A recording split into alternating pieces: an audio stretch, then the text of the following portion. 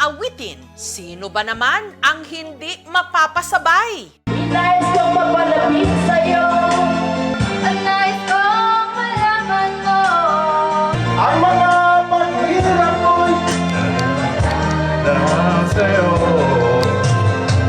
Kanya-kanyang hugot. Kuhang-kuha kasi nila ang pulso ng masa.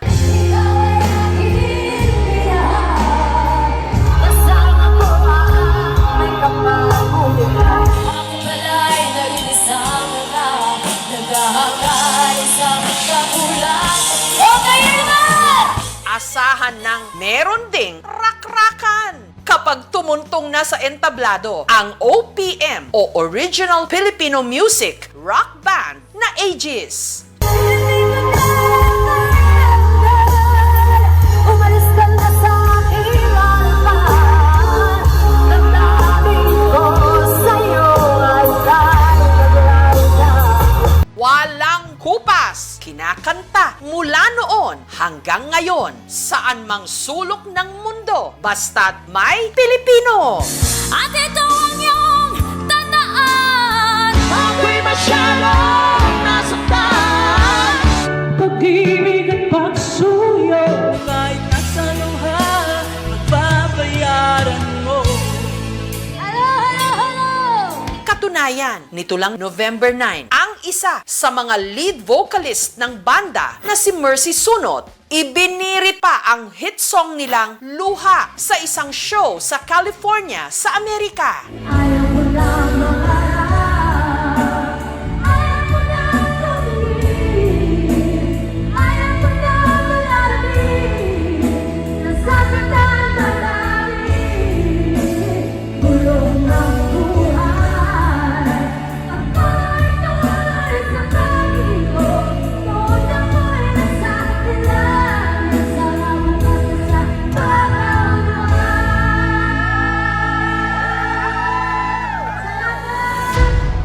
Pero lingid sa kaalaman ng kanyang fans, yun na pala ang kahuli-hulihang beses na kakantahin ng rock icon ang kanyang hit song. Nitong Lunes lang kasi, nagulat na lang ang lahat na si Mercy pumanaw na sa edad na 48 anyos dahil sa komplikasyon sa cancer. Sa kanyang pagkawala, bumuhos ang luha ng pagdadalamhati at pakikiramay. Okay.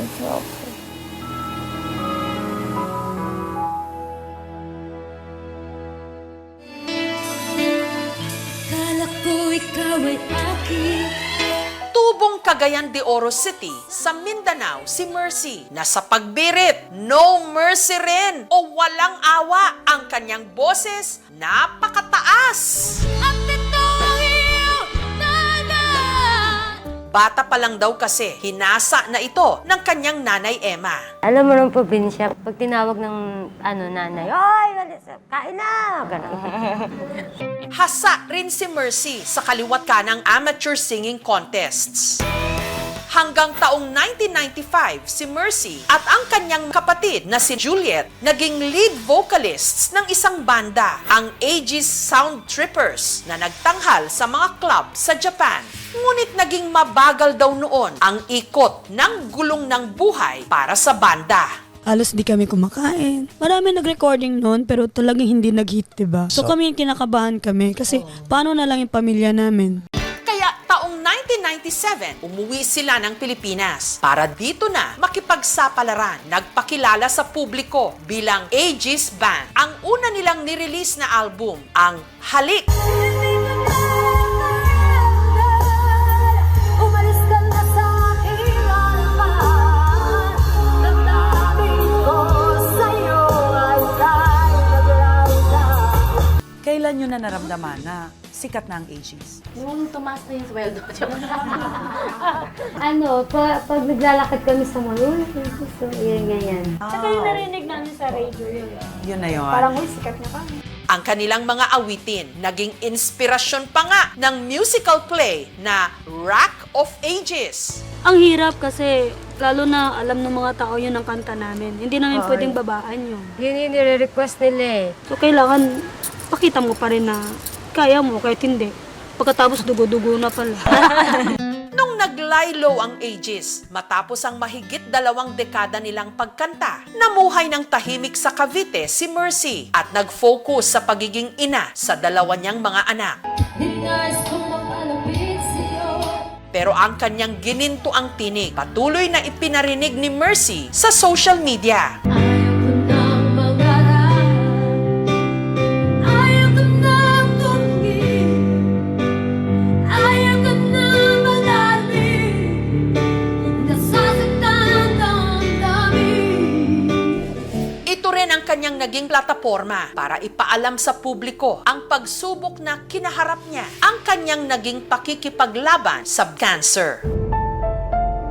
Isa sa mga pinagsabihan niya ng problema, ang dati niyang fan na naging malapit niyang kaibigan na si Nemia na nakabase ngayon sa Amerika. Ate, mayroon akong nakakapang bukol sa breast. Ayaw niyang magpagamot sa Pilipinas. Sabi na, kung magpapagamot ako, gusto ko dito sa Amerika. Ate, tutulungan ka namin na ayusin yung visa mo. The whole time na nandito siya, kung sino available sa amin, dun siya. Talagang pamilya siya, inalagaan namin siya. Nung sumailalim sa mga test, nalaman na ang kanyang cancer kalat sa iba't ibang parte ng kanyang katawan.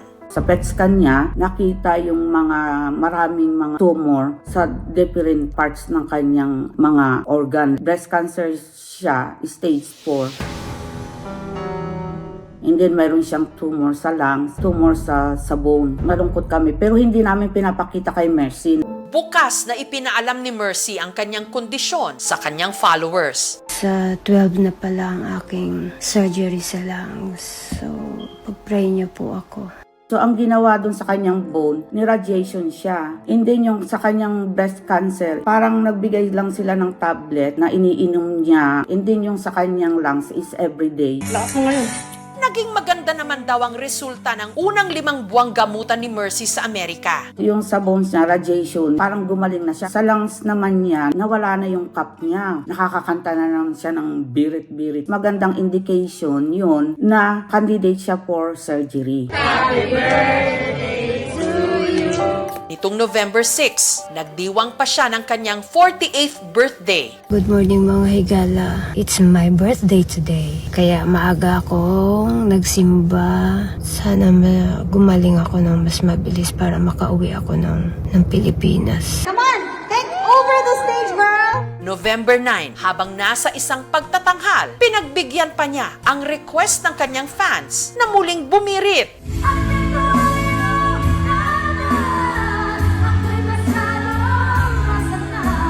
Kaya mahal na mahal siya ng tao. Hindi siya tatanggi, masigla siya. Parang wala siyang iniindang sakit.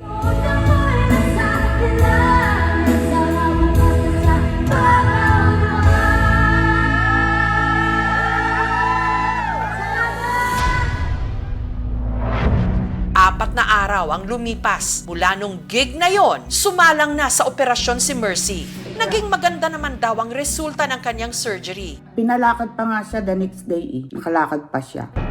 Pero makalipas lang ang 2 araw, Tumawag yung doktor sa akin na bumababa yung oxygen level niya. Naninervyos na siya ng So, pina-cheer up ko naman siya. Lumabang ka. Hello, mga higala. si Mercy nagawa pang mag-update sa social media. Tapos na yung surgery ko sa lungs. Pero biglang nahihirapan ako huminga. So, dinala ako sa ICU. Pag-pressure ako na natatapos ito pagsubok nito.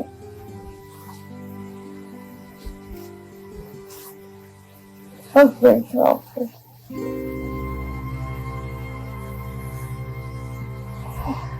Last resort na nilang i-intubate siya. Medyo nagre-resist si Mercy. Kasi ang wino-worry kasi ni Mercy is yung kanyang vocal cord. Mercy, ang unahin muna natin dyan is yung iyong oxygen level muna. Hindi ka kasi kung hindi, mamatay ka. Pumayag siya.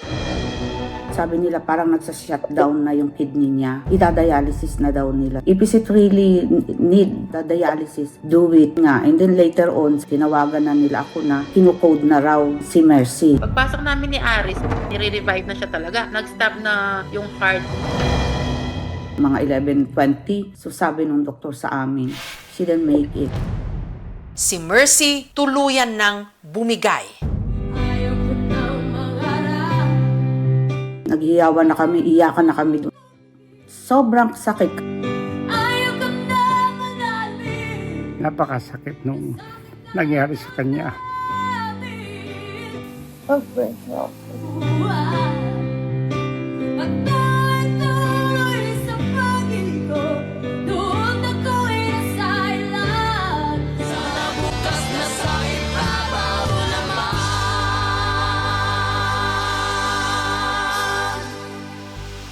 Inaayos ngayon ni Nemia ang mga labi ng kanyang kaibigan para maiuwi ito sa Pilipinas.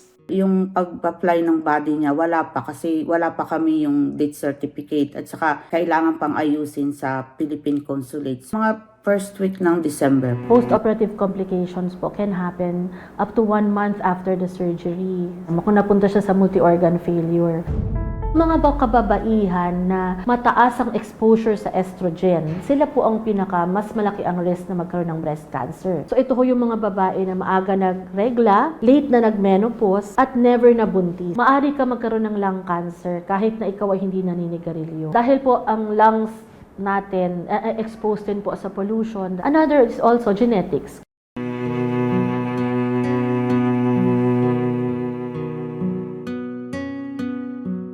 Akala ko ikaw ay akin, totoo sa aking paningin.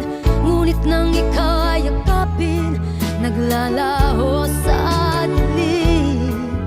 Mercy, maraming salamat sa pagmamahal, sa iyong magandang tinig at sa iyong magandang musika na maiiwanan mo, hindi ka makakalimutan ng buong mundo. Ikaw ay aking minahal, kasama ko ang may kapal. Tumulo man ang maraming luha sa paglisan ni Mercy Sunot ang kanyang boses at musika mananatiling buhay.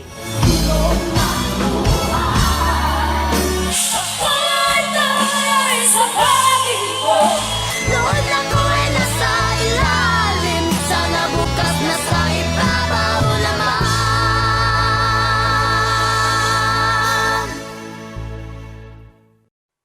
Thank you for watching, mga kapuso. Kung nagustuhan niyo po ang videong ito, subscribe na sa GMA Public Affairs YouTube channel.